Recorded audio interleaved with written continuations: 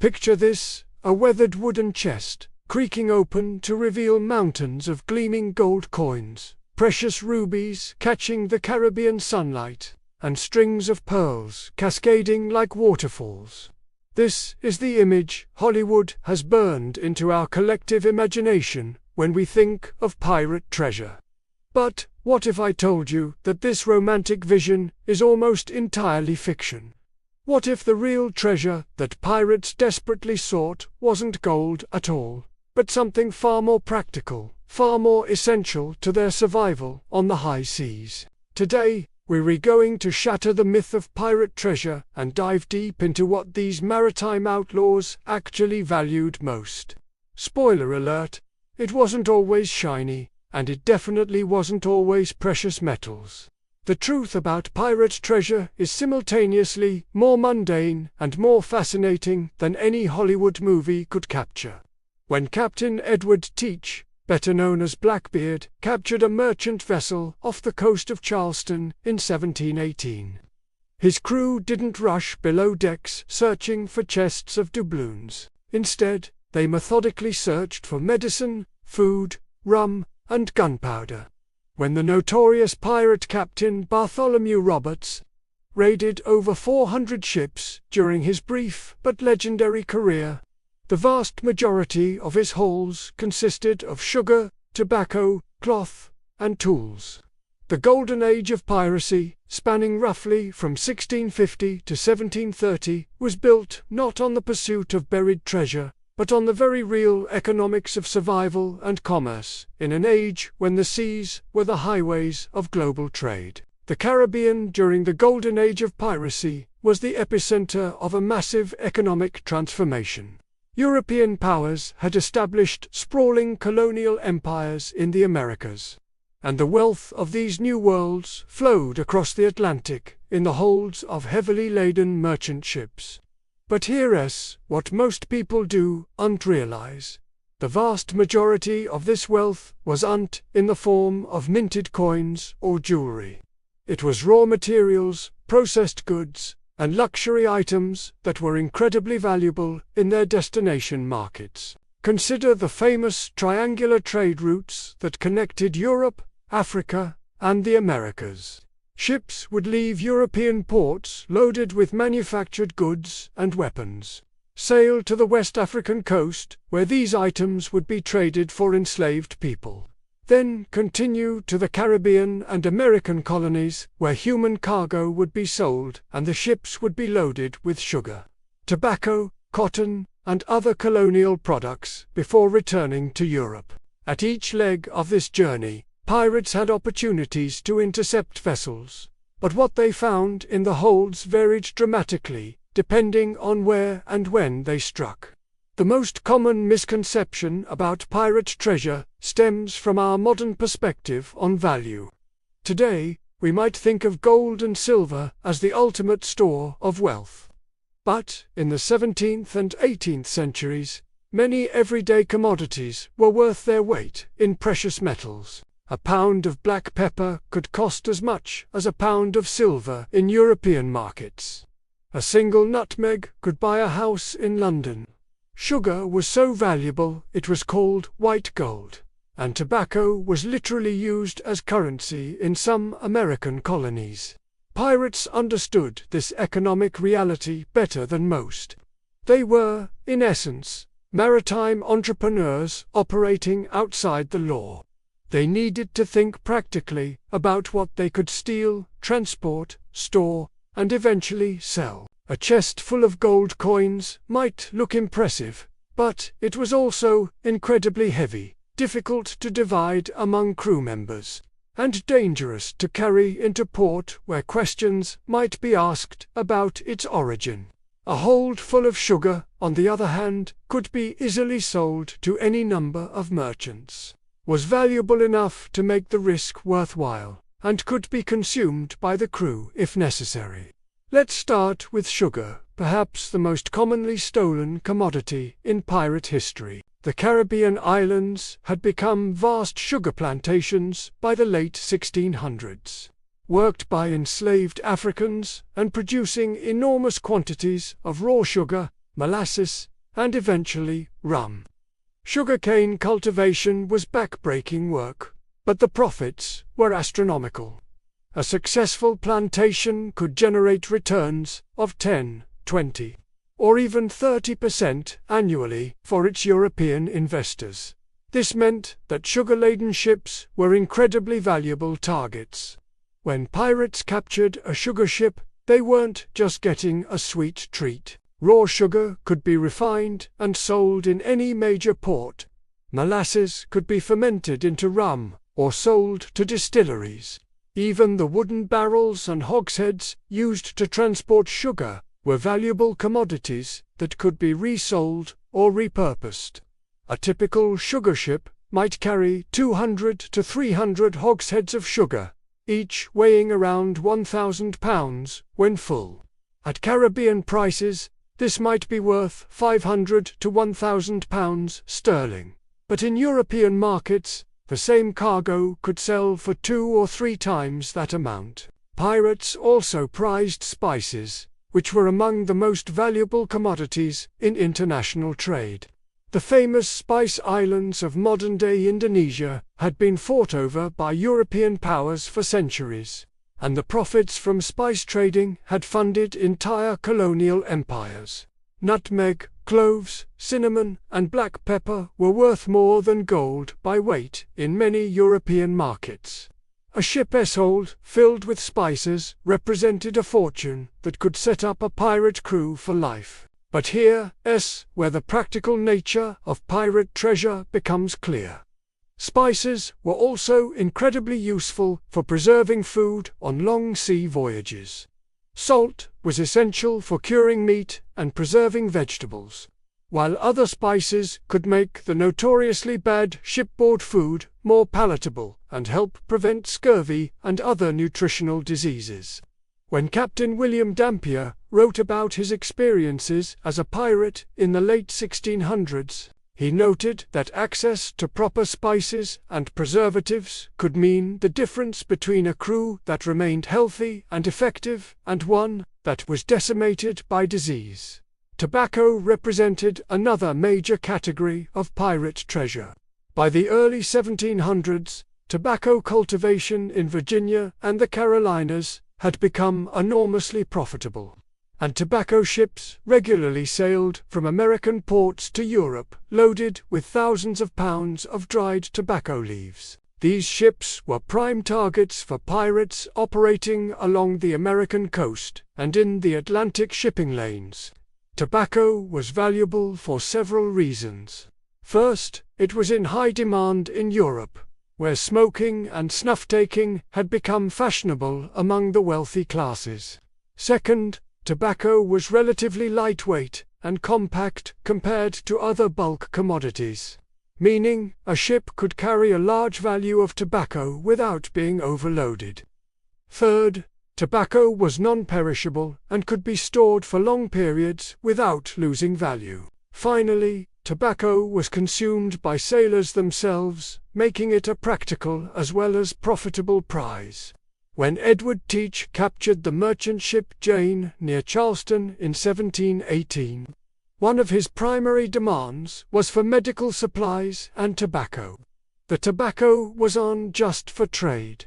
It was an integral part of daily life for 18th-century sailors. Tobacco was believed to have medicinal properties, could help alleviate the boredom and stress of long sea voyages, and served as a form of currency that could be traded with other sailors or used to purchase supplies in port. But pirates didn't just steal agricultural products and raw materials. They also targeted ships carrying manufactured goods, particularly textiles and clothing. Cloth was extremely valuable in the colonial period because most clothing was still made by hand, and quality fabrics were expensive and difficult to produce. A ship carrying silk from China, cotton cloth from India, or woolen goods from England represented a substantial prize. Pirates needed good clothing for practical reasons. Life at sea was hard on garments, and replacing worn-out clothes was expensive and difficult. A bolt of good cloth could be sewn into shirts, trousers, coats, and other essential items. Moreover, fine clothing was a status symbol that helped establish a pirate captain's authority and reputation. When Bartholomew Roberts was captured and killed by the Royal Navy in 1722, he was wearing a rich damask waistcoat, a red feather in his hat, and a gold chain around his neck, all likely taken from captured merchant ships. The textile trade also included luxury items like lace, embroidered goods, and fine linens that commanded premium prices in colonial markets. A ship carrying these items from European manufacturers to colonial customers was essentially a floating treasure house of valuable goods that could be easily resold or used by the pirates themselves. Tools and equipment represented another crucial category of pirate treasure. Ships in the Age of Sail required constant maintenance and repair, and the specialized tools needed for shipbuilding and maritime work were expensive and difficult to replace. When pirates captured a ship carrying carpenter's tools, sailmaker's equipment, or navigational instruments, they were acquiring items that were essential for their continued operations. Navigational equipment was particularly prized. A good compass, accurate charts, or a reliable chronometer could mean the difference between successful navigation and being lost at sea. These items were handcrafted by skilled artisans and were extremely expensive. A single high-quality marine compass could cost as much as a sailor's wages for an entire year. Pirates who captured ships carrying such equipment were acquiring tools that would serve them for years to come. Similarly, medical supplies were among the most valuable items pirates could capture. Life in the 18th century was dangerous under the best of circumstances, and life at sea was particularly hazardous. Injuries from combat, accidents during sailing, and diseases contracted in tropical ports could quickly disable or kill crew members. Ships carrying medical supplies, laudanum for pain relief, mercury for treating syphilis, cinchona bark for malaria, surgical instruments, and other medications, represented prizes that could literally save lives. When the pirate surgeon John Howell wrote about his experiences in the early 1700s, he noted that captured medical supplies were often more valuable to a pirate crew than gold or silver, simply because they enabled the crew to continue operating effectively. A crew decimated by disease or unable to treat injuries was a crew that couldn't continue pirating, regardless of how much treasure they had accumulated. This brings us to one of the most important but least understood aspects of pirate treasure: the capture of human expertise. Pirates didn't just steal goods. They also impressed skilled individuals who could contribute to their operations. Carpenters, surgeons, navigators, cooks, and other specialists were valuable additions to any pirate crew. These individuals brought knowledge and skills that couldn't be purchased with gold or silver. When pirates captured a ship, they would often examine the crew carefully to identify individuals with useful skills. A skilled carpenter might be forced to join the pirate crew to help maintain their ship. A cook who could prepare palatable meals from limited ingredients was worth his weight in gold on a long voyage. A navigator who knew the treacherous waters of the Caribbean could mean the difference between successful raids and running aground on a reef. This practice of impressing skilled crew members was so common that some pirates built formidable fleets partly through the accumulated expertise of captured specialists. Edward Teach's crew included several former Royal Navy sailors, who brought military discipline and gunnery expertise to his operations. Bartholomew Roberts employed a musician who had been captured from a merchant ship and who provided entertainment. That helped maintain crew morale during long voyages. Now, let's address the elephant in the room: What about actual gold and silver? Surely, pirates did sometimes capture precious metals and jewels. The answer is yes, but far less frequently than popular culture would have us believe, and usually under very specific circumstances. The most likely source of gold and silver treasure was Spanish galleons, returning from the Americas to Spain. These massive ships, some carrying as much as 200 tons of precious metals, sailed annual treasure fleets that were heavily guarded but occasionally vulnerable to attack. The Spanish had discovered enormous silver mines in Peru and Mexico, and by the early 1700s, millions of pounds worth of silver were being shipped to Spain each year. However, attacking a Spanish treasure galleon was an enormously risky undertaking. These ships were heavily armed, well crewed, and usually sailed in convoy with naval escorts. They followed carefully planned routes and schedules that made them difficult to intercept. Most importantly, the Spanish government considered attacks on treasure ships to be acts of war, and responded accordingly, dispatching naval squadrons to hunt down and destroy any pirates bold enough to attack their precious cargo. The few pirates who successfully captured Spanish treasure ships became legendary precisely because such victories were so rare and so profitable. In 1628, the Dutch admiral Piet Hein captured an entire Spanish treasure fleet in the Bay of Matanzas, seizing silver worth over 11 million guilders, a fortune so vast that it financed Dutch military operations for several years and made Hein a national hero. But for every successful attack on a treasure ship, there were hundreds of failed attempts that ended in death or capture for the would-be pirates. The mathematical reality was simple.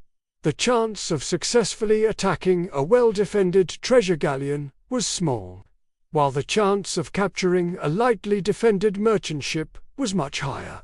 Most pirates chose to focus on targets that offered reasonable prospects of success, rather than gambling everything on a single higher-risk venture. When pirates did capture gold and silver, it came with its own set of problems. Precious metals were heavy, making ships slower and less maneuverable. They were difficult to divide fairly among crew members, potentially causing disputes and mutinies. They were hard to spend without attracting unwanted attention from authorities who might ask awkward questions about their origin, and they provided no practical benefit to daily operations, unlike food, medicine, weapons, or tools. Consider the famous case of Captain Thomas Chew, who captured a Mughal treasure ship in the Indian Ocean in 1693. This illustrates a crucial point about pirate economics. Liquid wealth was often less valuable than practical resources. A pirate crew that could consistently capture and sell cargo, like sugar, tobacco, and cloth, could maintain a steady income and a relatively low profile. A crew that captured a single treasure ship might become wealthy overnight, but also found themselves marked for death by multiple governments and unable to operate openly. The jewelry and precious stones that feature so prominently in pirate fiction were also relatively uncommon prizes. Most colonial trade involved bulk commodities rather than luxury goods, and the wealthy colonists who owned expensive jewelry rarely traveled by sea if they could avoid it. When pirates did capture jewels, they often found them difficult to sell without attracting attention, since distinctive pieces could be easily identified and traced back to their original owners. Moreover, the value of jewelry was often inflated by craftsmanship and fashion, rather than the intrinsic value of the materials. A ruby that was worth a fortune in London might be worthless in a Caribbean port where there were no buyers who could appreciate its quality or authenticate its value. Pirates generally preferred items with clear, universal value that could be easily sold in any port.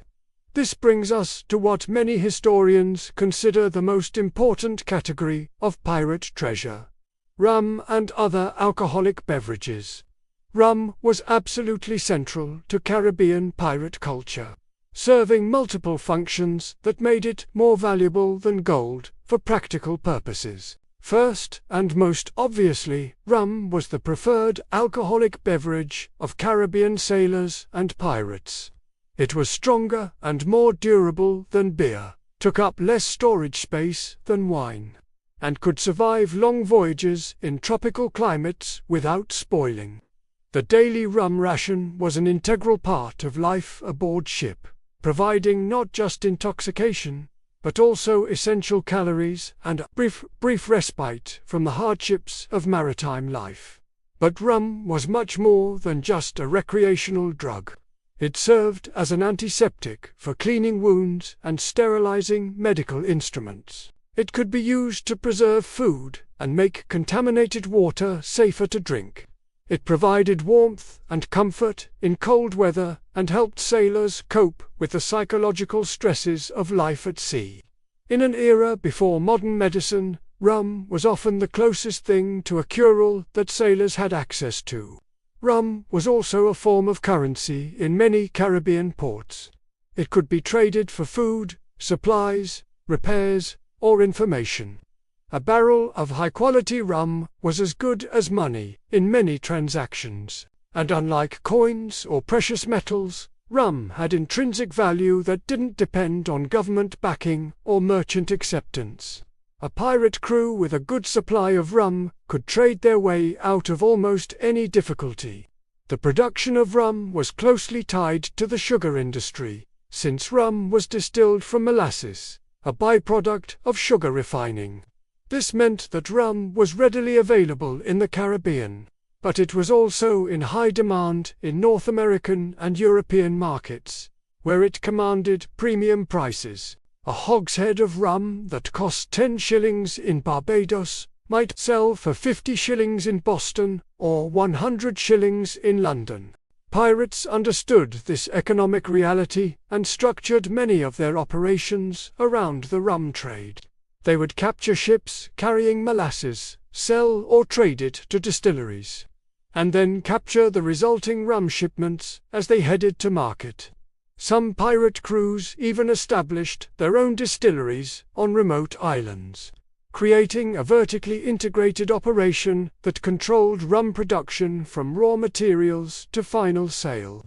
The importance of rum to pirate operations is illustrated by the career of Captain Henry Morgan, who later became the Lieutenant Governor of Jamaica. Morgan's pirate expeditions in the 1660s and 1670s were financed largely through rum trading.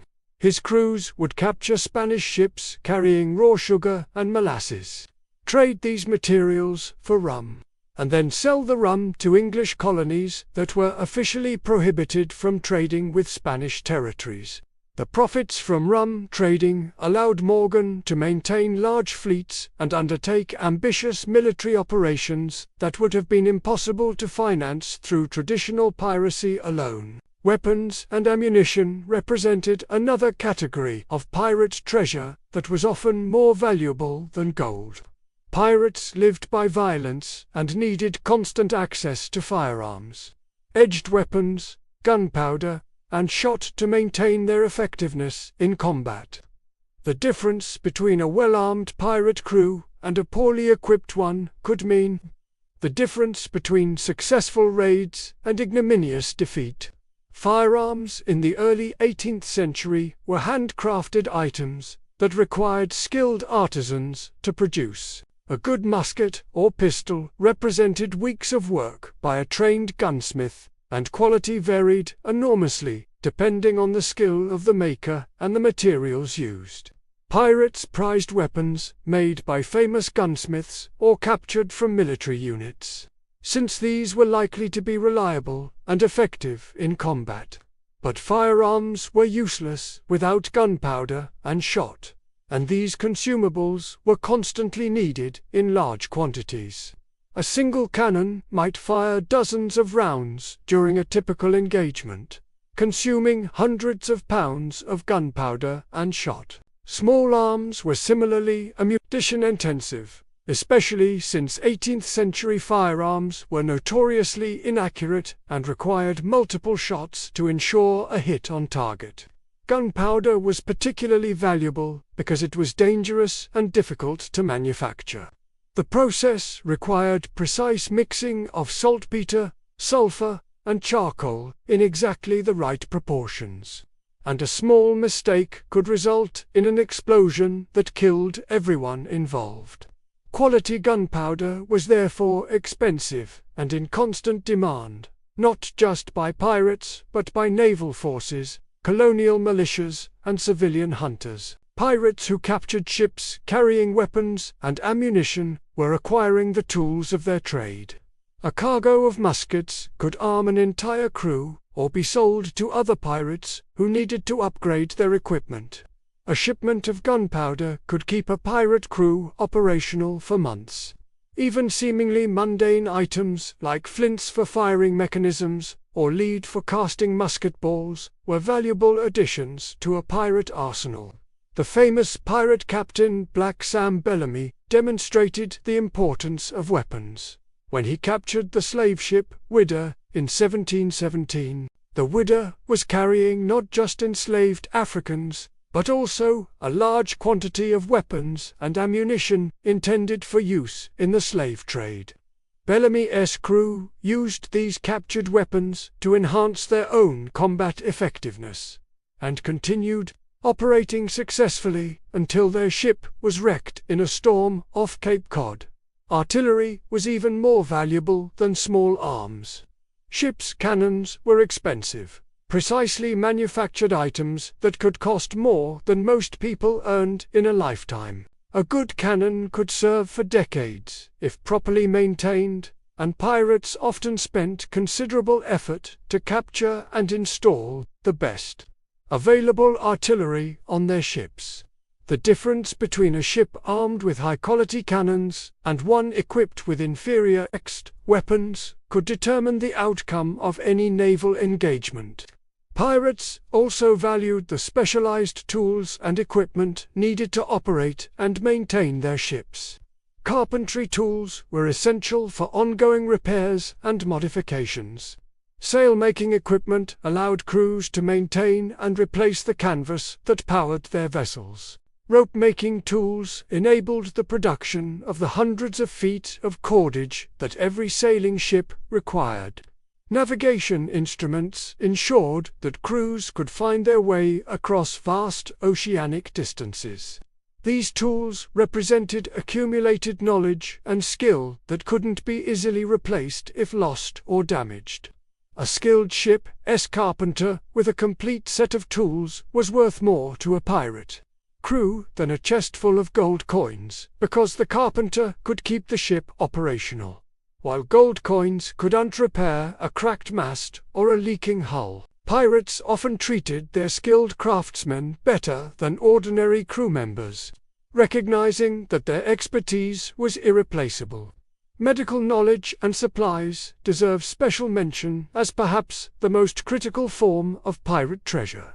Life at sea in the 18th century was extraordinarily dangerous, even without the added risks of piracy. Sailors faced constant threats from disease, accidents, combat injuries, and nutritional deficiencies. A crew that could untreat medical emergencies was a crew that would gradually shrink through death and disability until it could no longer function effectively.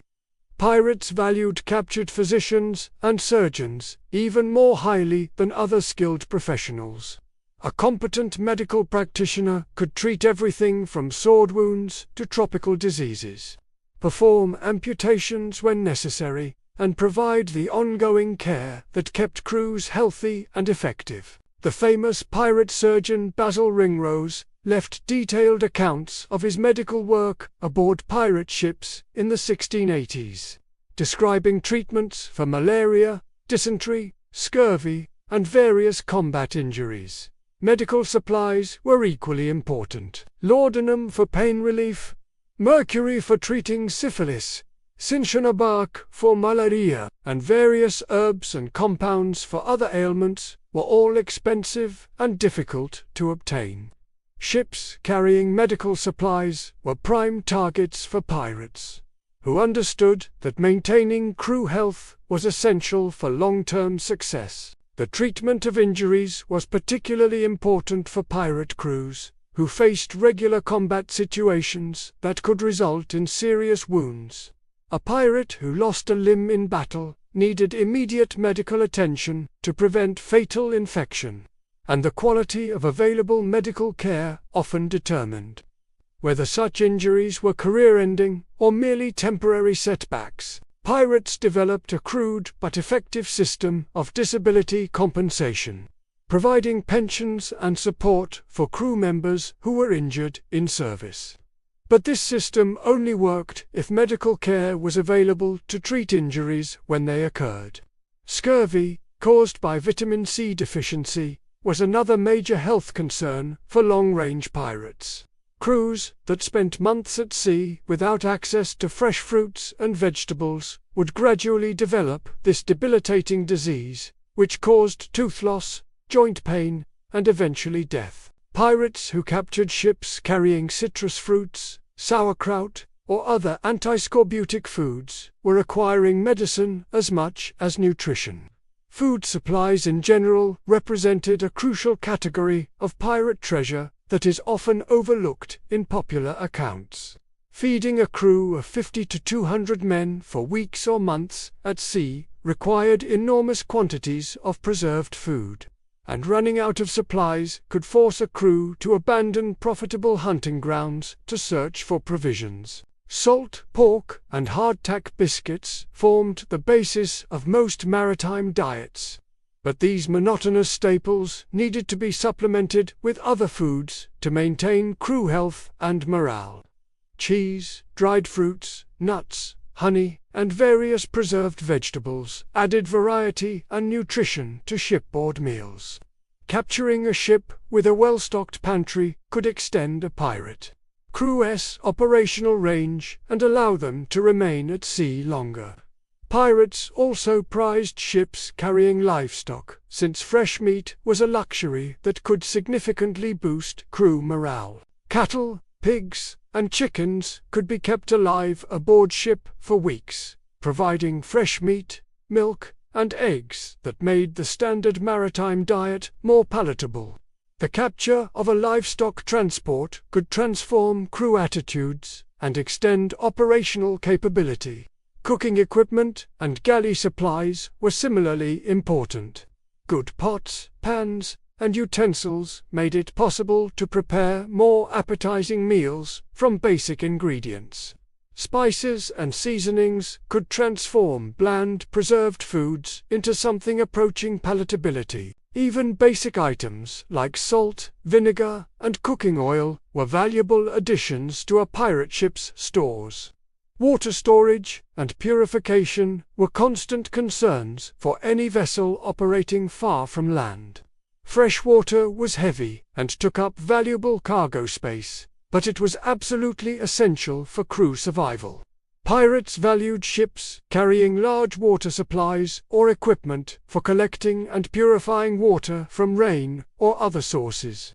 The ability to extend time at sea without returning to port for water could make the difference between a successful cruise and a failed expedition. Let's examine some specific historical examples that illustrate these principles. In 1717, the pirate captain, Edward England, captured the ship Cassandra off the coast of India. The Cassandra was carrying a mixed cargo that perfectly illustrates the reality of pirate treasure: 875 chests of silver coins, but also large quantities of silk, cotton cloth, tea, spices, and medicinal drugs. While the silver was obviously valuable, England's crew was equally interested in the practical goods that could be used or sold easily. The silk and cotton could be made into clothing or sold in any major port. The tea was in high demand in European markets and commanded premium prices. The spices were valuable both as trade goods and as practical necessities for preserving food and maintaining health. The medicinal drugs were literally lifesavers for a crew operating far from medical assistance. In many ways, the non-monetary cargo was more valuable to England's long-term operations than the silver coins.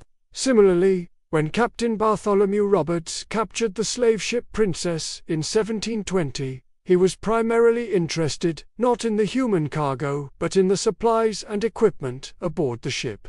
The Princess carried weapons, ammunition, medical supplies, food, and various trade goods intended for use in the slave trade.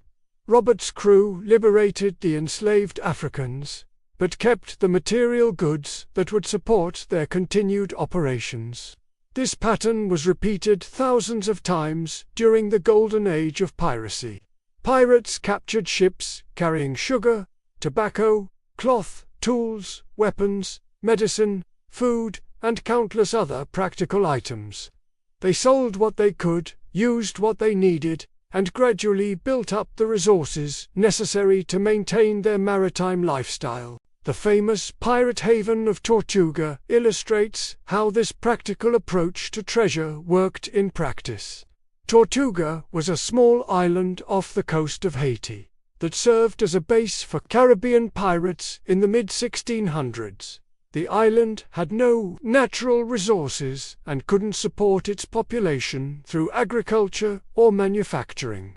Instead, it served as a trading post, where pirates could sell captured goods and purchase the supplies they needed for future operations. Merchants from various European colonies would come to Tortuga to buy sugar, tobacco, and other colonial products at prices below official market rates. They didn't ask questions about how these goods had been obtained, and they provided pirates with access to manufactured items, weapons, medical supplies, and other necessities that couldn't be produced locally.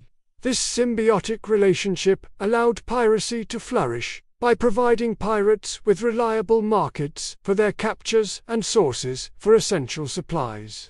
The economics of Tortuga revealed the true nature of pirate treasure. The most successful pirates weren't those who captured the most gold, but those who developed the most efficient systems for converting captured goods into practical resources. Pirates who could reliably sell their captures and purchase necessary supplies could maintain their operations indefinitely. Pirates who focused only on precious metals often found themselves rich on paper, but unable to convert their wealth into the practical resources they needed to continue operating. This practical approach to treasure also explains why many pirates eventually retired or sought pardons, rather than continuing their careers indefinitely. Piracy was a young man's profession that required physical strength, quick reflexes, and a tolerance for risk that typically decreased with age. Successful pirates used their accumulated resources to purchase legitimacy, either through formal pardons or by establishing themselves as respectable merchants in remote colonies where their past might be overlooked. The famous pirate Henry Morgan followed this trajectory, using his pirate earnings to purchase sugar plantations in Jamaica and eventually becoming lieutenant governor of the island. Morgan understood that the real value of pirate treasure lay not in accumulating wealth for its own sake, but in using that wealth to build a sustainable future beyond piracy. The tools and techniques that pirates used to evaluate potential prizes reflect their practical approach to treasure. Experienced pirates could quickly assess a captured ship's cargo and determine which items were worth keeping, which should be sold immediately, and which could be discarded. This required detailed knowledge of international markets, trade routes, and local economic conditions. Pirates developed an informal but sophisticated intelligence network that kept them informed about valuable shipments, market prices, and changing political conditions that might affect their operations. They cultivated relationships with corrupt officials, sympathetic merchants, and other informants who could provide advance warning about promising targets or dangerous threats.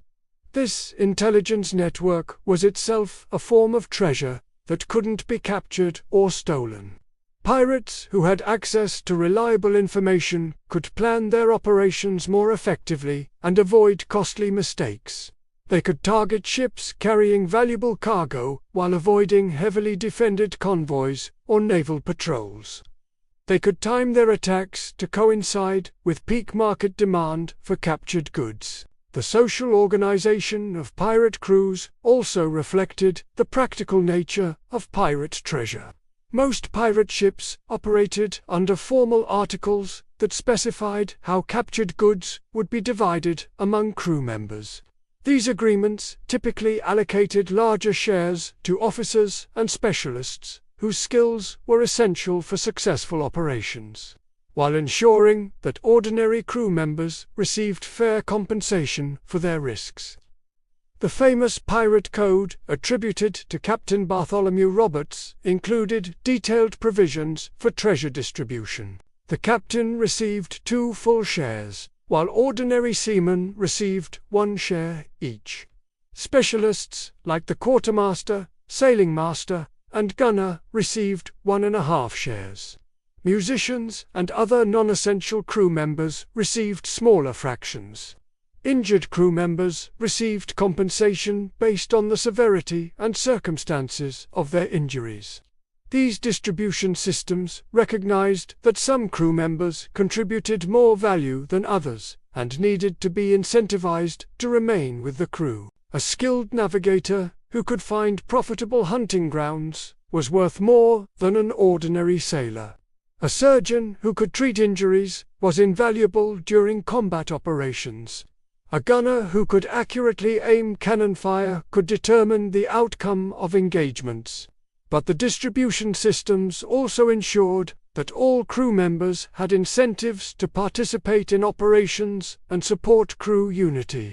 Pirates understood that mutinies and desertions could destroy even the most successful crews, and fair treatment was essential for maintaining morale and discipline. Crews that felt fairly treated were more likely to fight effectively and less likely to betray their officers to authorities. The decline of the Golden Age of piracy in the 1720s and 1730s illustrates the importance of practical considerations in pirate operations. As European governments strengthened their naval forces and tightened control over colonial trade, piracy became increasingly difficult and dangerous. The easy targets that had supported Caribbean piracy began to disappear. As merchants adopted better defensive measures and naval patrols became more effective, pirates who had focused on accumulating gold and silver found themselves with treasure that was increasingly difficult to spend safely. Precious metals attracted attention from authorities and bounty hunters, making it dangerous for known pirates to enter civilized ports. Pirates who had focused on practical goods and sustainable operations were better able to adapt to changing conditions. Some pirates successfully transitioned to legitimate business operations, using their accumulated resources and knowledge of international trade to become merchants or planters. Others accepted government pardons and used their maritime skills in naval or merchant service. The most successful pirates were those who had always treated piracy as a business venture rather than a romantic adventure. The popular image of pirates burying treasure on remote islands reflects a misunderstanding of pirate economics. Burying treasure was actually a sign of failure rather than success, since it represented wealth that couldn't be converted into useful resources. Pirates who buried treasure were usually trying to hide evidence of their crimes or preserve their wealth during temporary emergencies. Successful pirates spent their treasure on practical items that enhanced their operational capability or invested it in legitimate business ventures that provided ongoing income. The few documented cases of buried pirate treasure typically involved crews that were being pursued by authorities and needed to hide evidence quickly. Captain William Kidd's alleged treasure, buried on Gardiner's Island near Long Island, was actually an attempt to provide evidence of his innocence by preserving goods that he claimed to have captured from enemy ships rather than friendly merchants. The treasure was quickly recovered by authorities and used as evidence in Kidd's trial and execution. The romantic appeal of buried treasure reflects modern fantasies about piracy rather than historical reality. Real pirates were practical businessmen who understood that buried treasure earned no interest and provided no utility. They preferred to invest their resources in ships, weapons, supplies, and other assets that could generate future income or enhance their operational effectiveness. Modern archaeological research has confirmed the practical nature of most pirate treasure. Shipwrecks from the golden age of piracy typically contain cargo holds filled with everyday commodities rather than chests of precious metals. The Widder, Sam Bellamy's flagship that sank off Cape Cod in 1717, contained sugar, indigo, medical supplies, weapons, and various trade goods, along with a relatively small quantity of coins and jewelry. The Queen Anne's Revenge, Blackbeard's flagship that was discovered off the North Carolina coast, contained similar mixed cargo. Archaeological investigation revealed cannon, anchors, medical instruments, trade beads, and various personal items that reflect the practical needs of an active pirate crew. The ship's armament was impressive, with dozens of cannon and thousands of pounds of shot, but the treasure was primarily in the form of useful goods rather than precious metals. These archaeological findings support historical accounts that describe pirate treasure as primarily consisting of practical commodities. Pirates lived in a world where survival depended on having access to the right tools, supplies, and equipment at the right time. A crew with good weapons, adequate food, reliable medicine, and skilled specialists could continue operating successfully for years.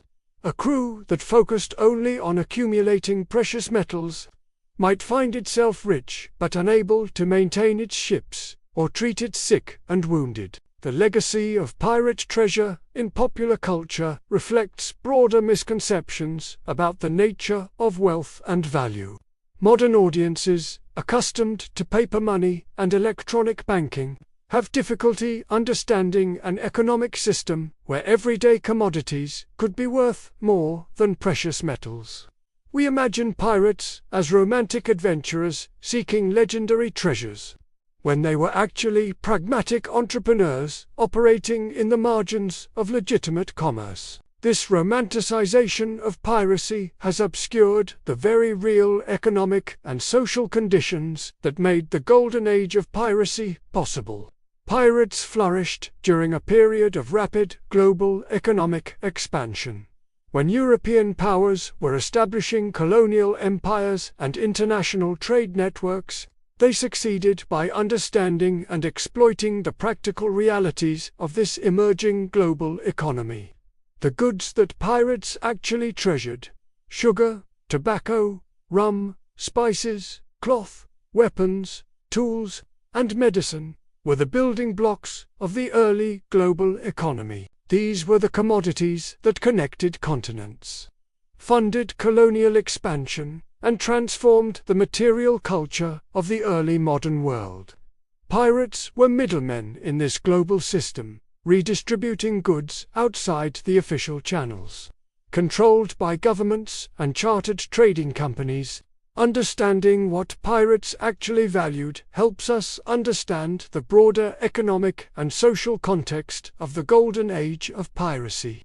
Pirates weren't operating in isolation from the legitimate economy.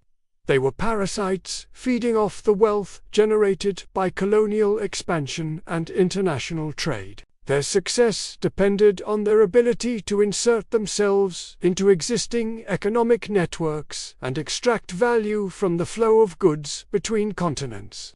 The practical nature of pirate treasure also reveals something important about the nature of wealth itself. In the modern world, we often think of wealth as an abstraction. numbers in bank accounts or investment portfolios. But for pirates operating in the early 18th century, wealth was tangible, immediate, and directly connected to survival and operational capability. This tangible approach to wealth created a different relationship between pirates and their treasure. Modern criminals might steal money to purchase luxury goods or status symbols, but pirates stole the goods themselves. They understood that a barrel of rum had intrinsic value that didn't depend on market fluctuations or government stability. A chest of medical supplies could save lives regardless of political conditions. A shipment of quality tools would remain useful for decades.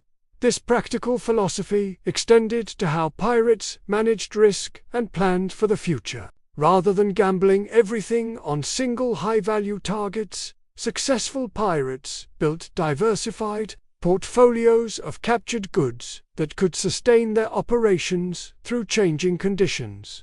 They maintained stockpiles of essential supplies, cultivated relationships with reliable buyers, and invested in the infrastructure needed for long-term success. Consider the operations of Captain Bartholomew Roberts, who captured over 400 ships during his brief but spectacular career from 1719 to 1722. Roberts' success wasn't based on capturing Spanish treasure galleons or discovering buried treasure. Instead, he built a sophisticated operation that could efficiently process large numbers of merchant ships, extracting maximum value from each capture while minimizing risk and operational costs. Roberts' crew included specialists in ship evaluation who could quickly assess captured vessels and their cargo. They had established networks of buyers who would purchase captured goods without asking awkward questions.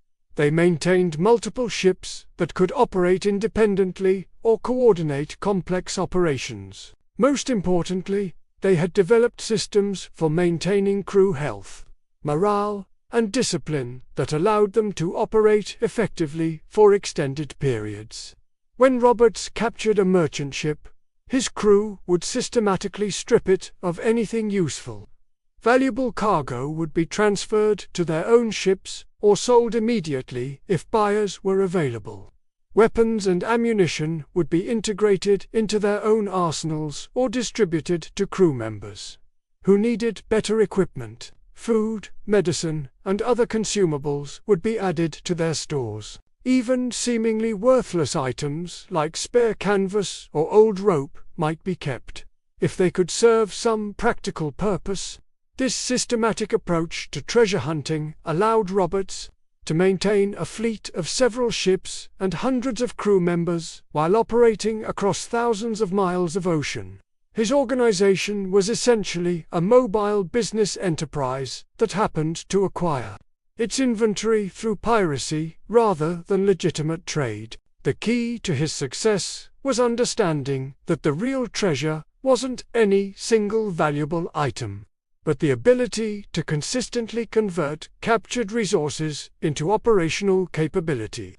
The importance of operational sustainability becomes even clearer when we examine what happened to pirates, who focused too heavily on single large scores. Captain Thomas Chew's capture of a Mughal treasure ship in 1693 made his crew wealthy overnight, but it also marked the beginning of the end of his career. The enormous value of the captured treasure made Chew and his men targets for bounty hunters and naval forces from multiple nations.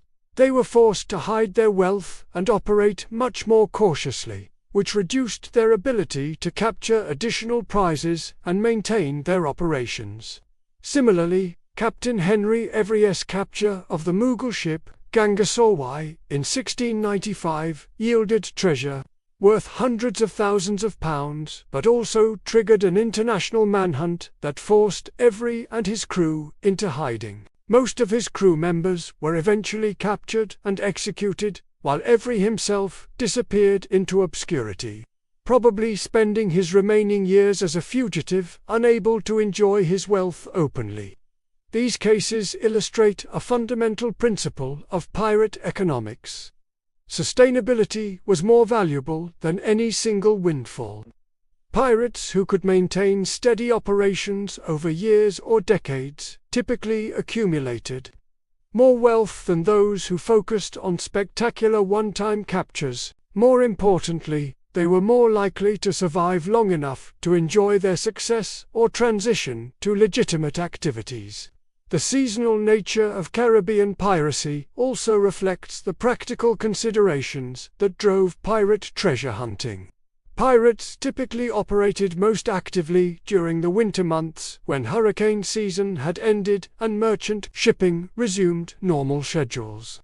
During summer months, when storms made ocean travel dangerous, many pirate crews would retreat to remote bases where they could rest, repair their ships, and plan future operations. These seasonal patterns meant that pirates needed to accumulate enough resources during active periods to sustain themselves during inactive periods. A crew that captured only perishable goods or items that required immediate sale might find themselves destitute during the off-season. Successful pirates focused on capturing durable goods that could be stored safely and converted to cash or other resources as needed. The famous pirate base at New Providence in the Bahamas illustrates how these seasonal patterns worked in practice. During the winter months, the harbor would fill with pirate ships that had completed successful cruises and were preparing for rest and resupply. The captured goods in their holds would be sold to merchants from various colonies who came to New Providence, specifically to purchase pirate treasure at below-market prices. During these winter gatherings, pirates would also engage in a form of primitive commodities trading. A crew that had captured more rum than they could use might trade some of their surplus to another crew that needed alcohol but had captured excess weapons or tools. These exchanges allowed individual crews to optimize their resource allocations and prepare more effectively for future operations. The social dynamics of these trading sessions reveal another important aspect of pirate treasure: its role in building and maintaining relationships within the pirate community. Pirates who were generous with captured goods and fair in their dealings with other crews could build reputations that opened doors to future opportunities. A captain known for sharing valuable intelligence or offering good prices for captured goods might find other crews willing to provide assistance during emergencies or collaborate on complex operations. This social dimension of pirate treasure extended to relationships with non-pirates as well. Colonial officials, merchants, and even naval officers sometimes maintained unofficial relationships with pirate crews, trading information, supplies, or protection for shares of captured goods. These relationships were risky for all parties involved, but they could be enormously profitable and provided pirates with access to resources and intelligence that would have been impossible to obtain through force alone. The famous case of Governor Woodes Rogers in the Bahamas demonstrates how these relationships could evolve over time. Rogers was appointed governor specifically to suppress piracy, but he also offered pardons to pirates who were willing to abandon their careers and accept legitimate employment. Many pirates accepted these offers, using their accumulated treasure to establish themselves as respectable colonists, while applying their maritime skills in legal pursuits. The success of Rogers' amnesty program reveals something important about the motivations behind pirate treasure hunting. Many pirates weren't committed to lifelong careers in crime. They were young men seeking economic opportunities in a world where legitimate advancement was difficult or impossible. Piracy offered a way to accumulate resources quickly, but most pirates understood that it was a temporary career that would eventually need to be abandoned, or would end in capture and execution. This temporal perspective influenced how pirates approached treasure hunting. Rather than maximizing short-term profits, many pirates focused on accumulating the resources they would need to establish legitimate careers when their pirate days ended. They needed enough capital to purchase land, start businesses, or buy their way into respectable society. They needed skills and connections that would serve them in legitimate pursuits. Most importantly, they needed to avoid the kinds of spectacular crimes that would make peaceful retirement impossible. The medical knowledge that pirates accumulated during their careers provides an excellent example of treasure that couldn't be stolen but had enormous long-term value. Pirates who learned to treat diseases, set broken bones, or perform surgery could use these skills in civilian life as doctors or veterinarians. The practical experience gained from treating combat wounds and tropical diseases was valuable in colonial societies where trained physicians were scarce and expensive. Similarly, the navigational skills that pirates developed during their careers were highly transferable to legitimate maritime occupations. A former pirate who could accurately navigate across oceanic distances, read weather patterns, and manage large crews could find employment as a merchant captain, naval officer, or maritime pilot. These skills were in constant demand in expanding colonial economies that depended on ocean trade. The international perspective that pirates gained from operating across multiple regions and cultures also represented a form of treasure that couldn't be captured or stolen. Pirates typically spoke multiple languages, understood different legal systems and commercial practices, and had contacts in ports throughout the Caribbean, North America, and beyond. This cosmopolitan knowledge was valuable in an era when most people never traveled far from their birthplaces. Language skills were particularly valuable. A pirate who could speak English, Spanish, French, and Dutch could serve as an interpreter or intermediary in commercial transactions between different colonial populations. The ability to communicate across cultural and linguistic boundaries was essential for anyone hoping to succeed in international trade or diplomacy. The cultural knowledge that pirates acquired was equally important. Understanding local customs, religious practices, and social hierarchies could mean the difference between successful negotiations and dangerous misunderstandings. Pirates who had operated in multiple regions knew which officials could be bribed, which merchants were reliable, and which ports were safe for ships with questionable backgrounds. This brings us to one of the most overlooked aspects of pirate treasure: information. In an era before newspapers, telegraph systems, or other rapid communication methods, current information about political conditions, market prices, and commercial opportunities was incredibly valuable. Pirates who maintained extensive networks of contacts could access information that was unavailable to legitimate merchants operating through official channels. Intelligence about naval movements was particularly valuable. Knowing which warships were patrolling specific areas when convoys were scheduled to depart, and how heavily defended particular targets might be could make the difference between successful raids and catastrophic defeats. Pirates cultivated relationships with corrupt officials, sympathetic colonists, and other informants who could provide advance warning about opportunities and threats. Market intelligence was equally important. Knowing which goods were in high demand in specific ports, what prices were being paid for particular commodities, and which merchants were looking for hard-to-find items could help pirates optimize their operations and maximize profits. A crew that knew sugar prices had spiked in Boston might focus on capturing sugar ships and sailing north to take advantage of favorable market conditions. Political intelligence could be life-saving. Understanding which governments were actively pursuing anti-piracy campaigns, where safe havens might be available, and how international conflicts might affect maritime commerce, helped pirates avoid dangerous situations and identify new opportunities. Pirates who operated during the War of Spanish Succession 1701 to 1714 often served as informal privateers, attacking enemy shipping while avoiding targets that might provoke unwanted retaliation. The famous pirate captain Henry Jennings built his career partly on superior intelligence gathering.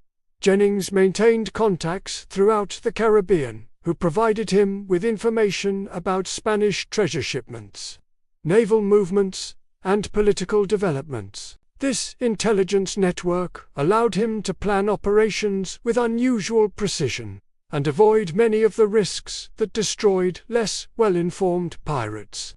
When Spanish treasure ships were wrecked near Florida in 1715, Jennings received early intelligence about salvage operations and was able to attack the salvage camps before they could be adequately defended. His raiders captured silver worth over £120,000, but more importantly, they demonstrated the value of timely, accurate intelligence in pirate operations. The role of women in pirate treasure hunting is another aspect that deserves attention, though it's often overlooked in popular accounts. While most pirate crews were exclusively male, women played important roles as informants, suppliers, and intermediaries. Tavern keepers, merchants' wives, and other women with access to commercial information sometimes provided intelligence to pirate crews in exchange for shares of captured goods or other compensation. Some women participated more directly in pirate operations. Anne Bonny and Mary Read, who sailed with Captain Jack Rackham in the early 1720s, were actively involved in evaluating and capturing treasure. Contemporary accounts suggest that both women had good knowledge of commercial goods and helped assess the value of captured cargoes.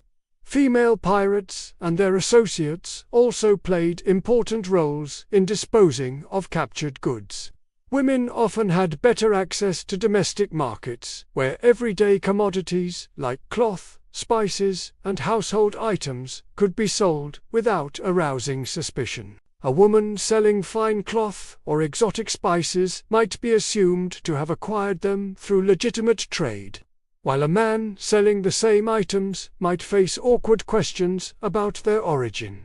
The domestic skills that women possessed were also valuable forms of treasure in their own right. Women who could preserve food, brew beer, distill spirits, or compound medicines possessed knowledge that was essential for long-term operations. Some pirate crews included women specifically for their domestic skills. Recognizing that keeping a crew fed, clothed, and healthy was just as important as capturing treasure. The geographic distribution of pirate treasure also reveals important patterns about the nature of pirate operations. Different regions produced different types of valuable goods, and successful pirates understood these regional specializations and planned their operations accordingly. The Caribbean produced sugar, molasses, rum, and tropical products like logwood, indigo, and cochineal. Ships operating in Caribbean waters could expect to encounter cargoes heavy in these commodities. Along with manufactured goods being shipped from Europe to colonial markets, the North American coast offered different opportunities. Ships traveling between European ports and North American colonies often carried tobacco, furs, naval stores like tar and turpentine, and timber.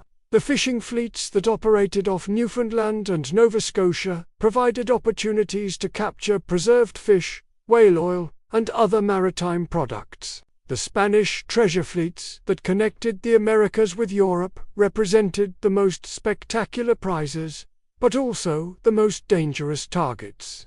These ships carried silver from Mexican and Peruvian mines, along with exotic goods like chocolate, vanilla, and precious stones from various Spanish colonies. The Indian Ocean offered yet another set of opportunities and challenges.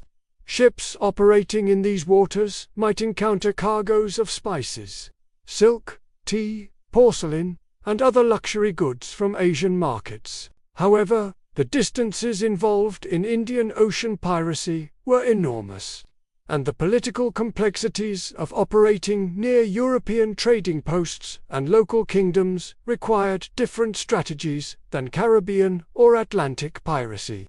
Pirates who understood these geographic patterns could optimize their operations by positioning themselves along the most profitable trade routes during the seasons when valuable cargoes were most likely to be traveling. They could also avoid wasting time and resources pursuing targets that were unlikely to carry the types of goods they needed or could easily sell. The technological limitations of the era also influenced what pirates could realistically capture and utilize.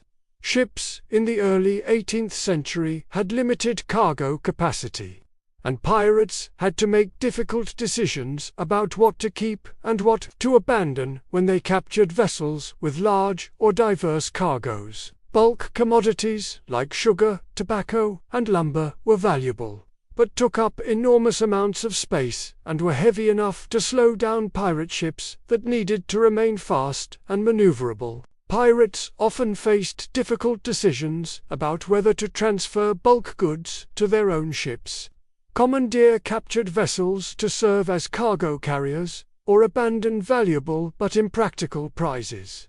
Perishable goods presented another set of challenges.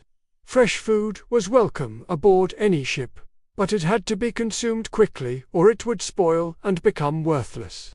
Livestock could provide fresh meat, milk, and eggs for weeks, but animals required food, water, and care that strained the resources of pirate crews operating far from land. Liquid cargoes like wine, rum, and various oils were valuable but difficult to transfer between ships at sea. Pirates needed specialized equipment and considerable skill to move liquid cargoes without losing substantial quantities to spillage. The famous pirate Blackbeard was known for his ability to efficiently transfer rum and other liquid cargoes, a skill that contributed significantly to his operational success. The weather and seasonal conditions in different regions also affected what types of treasure pirates could realistically pursue.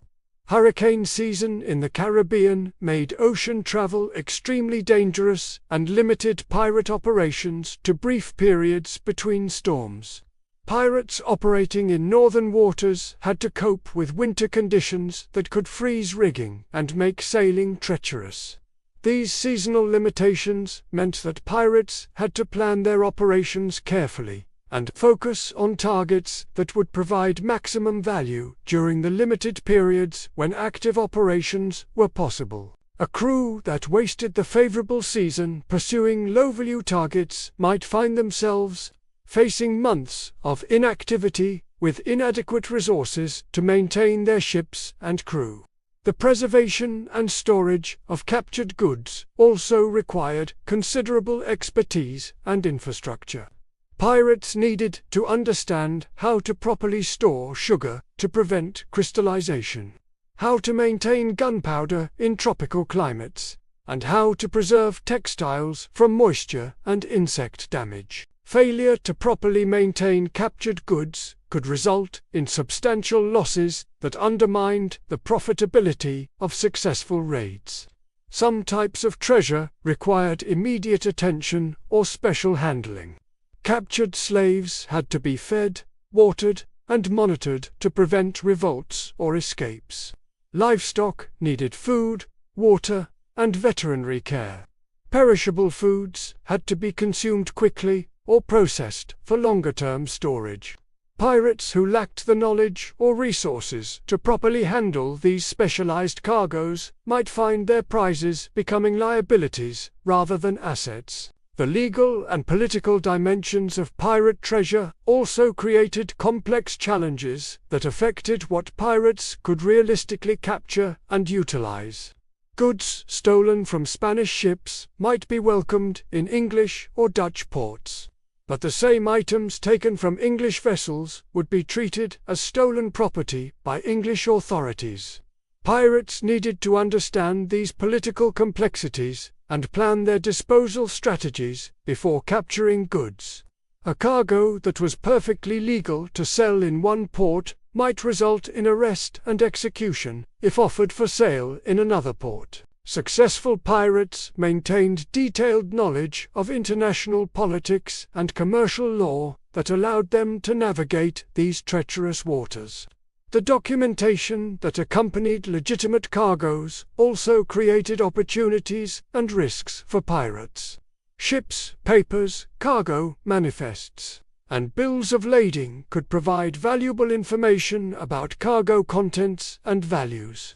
But they could also serve as evidence in legal proceedings against pirates who were captured with documented stolen goods. Some pirates became skilled at forging documents or creating plausible explanations for how they had acquired suspicious cargoes. Others focused on capturing goods that were difficult to trace or identify, preferring anonymous bulk commodities over distinctive manufactured items that could be easily identified as stolen. The insurance systems that protected legitimate merchants also affected pirate treasure hunting. Merchants who insured their cargoes through Lloyd's of London or other insurance providers could recover their losses if pirates captured their goods. This insurance system reduced the immediate impact of piracy on individual merchants, but it also created detailed records of pirate activities that could be used by authorities hunting for specific crews. Insurance records from the early 18th century provide some of the most detailed information about what pirates actually stole. These documents, preserved in various archives, show that the overwhelming majority of pirate captures involved everyday commodities rather than precious metals or luxury goods. Analysis of insurance claims from the period 1715 to 1725 reveals that sugar and molasses accounted for nearly 40% of all claimed losses to piracy in the Caribbean. Tobacco represented another 20% of losses. Cloth, rum, and various manufactured goods made up most of the remainder.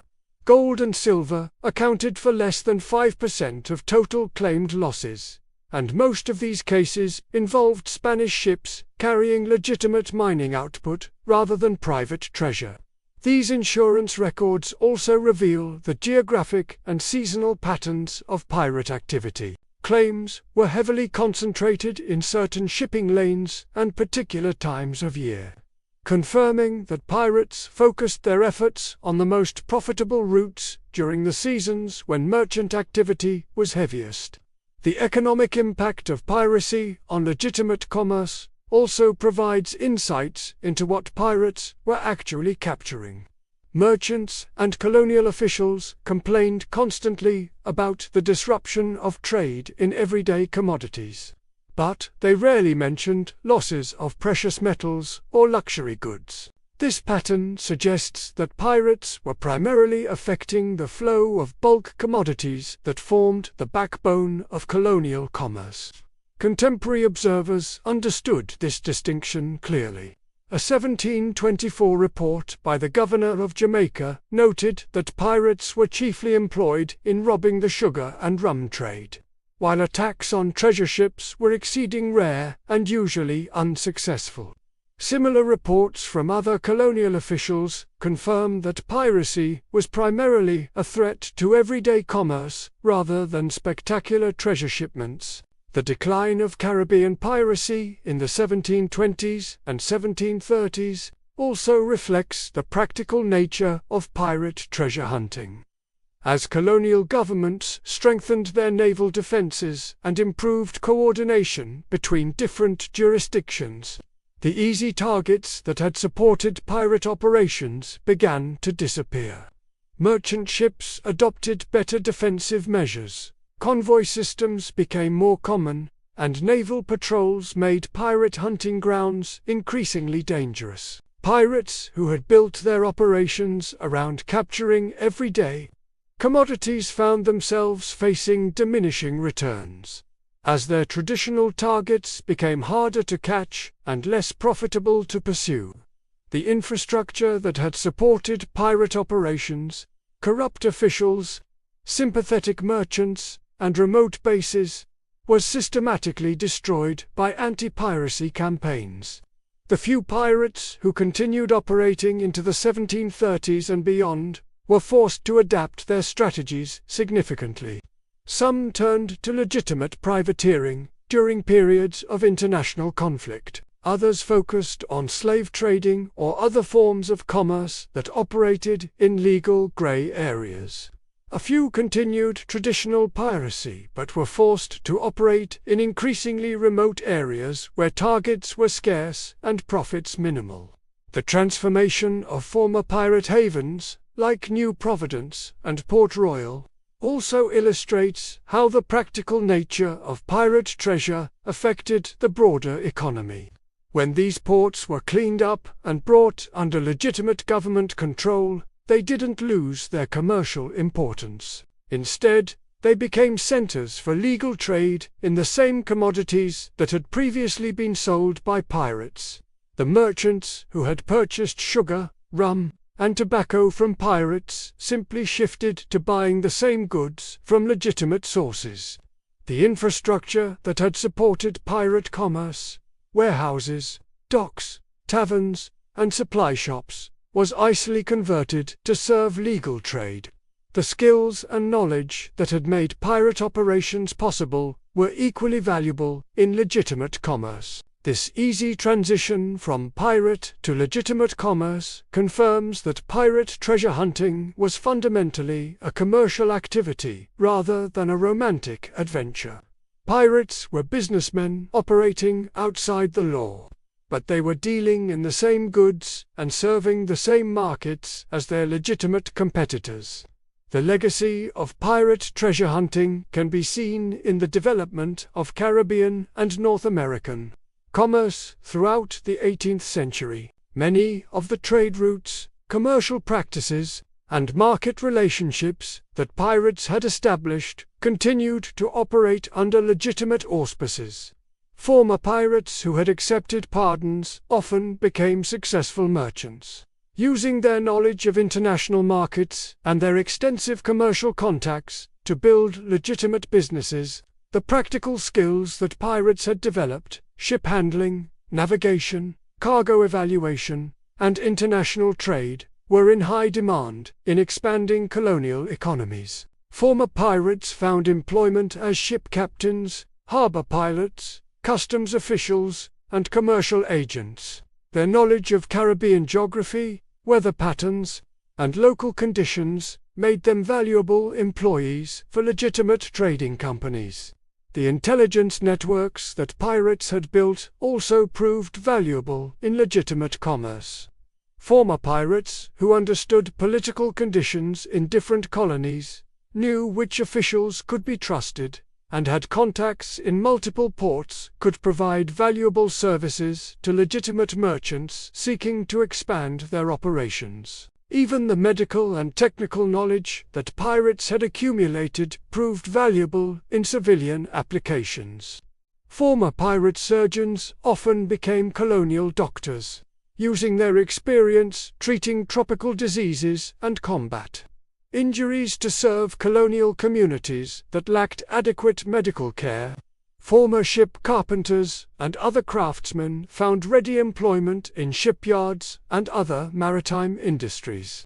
The financial systems that had supported pirate operations also evolved into legitimate commercial institutions. The informal banking and credit arrangements that had allowed pirates to operate across vast distances provided models for legitimate commercial financing. The insurance systems that had protected merchants from pirate attacks evolved into more sophisticated commercial insurance that covered a wide range of maritime risks. The cultural impact of pirate treasure hunting extended far beyond the immediate participants. The stories and legends that grew up around famous pirates helped create a romantic mythology that obscured the practical realities of pirate operations. But these stories also celebrated values: independence, equality, and entrepreneurship.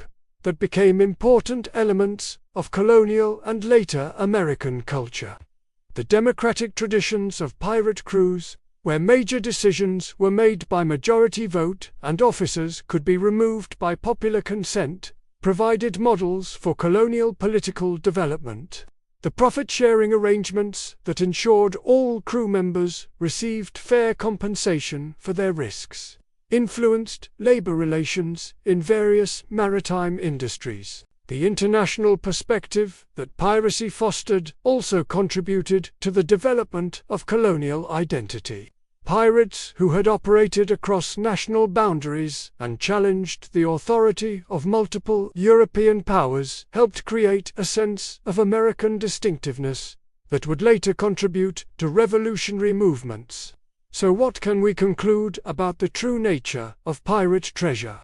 The evidence is overwhelming that pirates were practical businessmen who focused on capturing goods that could be easily sold and utilized. They understood the economic realities of their era and structured their operations to maximize sustainable profits rather than pursuing romantic notions of buried treasure. The real treasure that pirates sought was the ability to maintain their independence and operations over extended periods. This required access to essential supplies, reliable markets for captured goods, and the skills and knowledge needed to navigate complex political and economic environments. Pirates who understood these realities could build successful careers that lasted for years or decades. Pirates who focused only on spectacular prizes typically found their careers cut short by capture, death, or other disasters. The myth of pirate treasure as chests full of gold and jewels reflects modern fantasies about wealth and adventure rather than historical reality. Real pirates were more interested in barrels of rum, bales of tobacco, and boxes of medicine than in legendary treasure hoards. They understood that practical wealth, goods that could be used or sold easily, was more valuable than any amount of precious metals that had to be hidden from authorities. This practical approach to treasure hunting allowed piracy to flourish for nearly a century and created economic and social impacts that lasted long after the last pirate crews had been captured or pardoned. The real legacy of pirate treasure is unburied on remote islands waiting to be discovered by modern adventurers.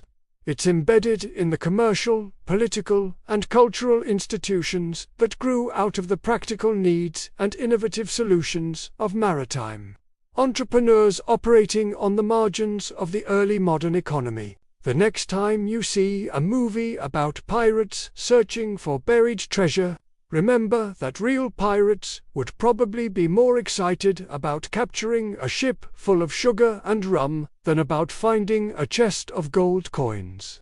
They understood something that Hollywood often misses. The most valuable treasure isn't always the most glamorous one.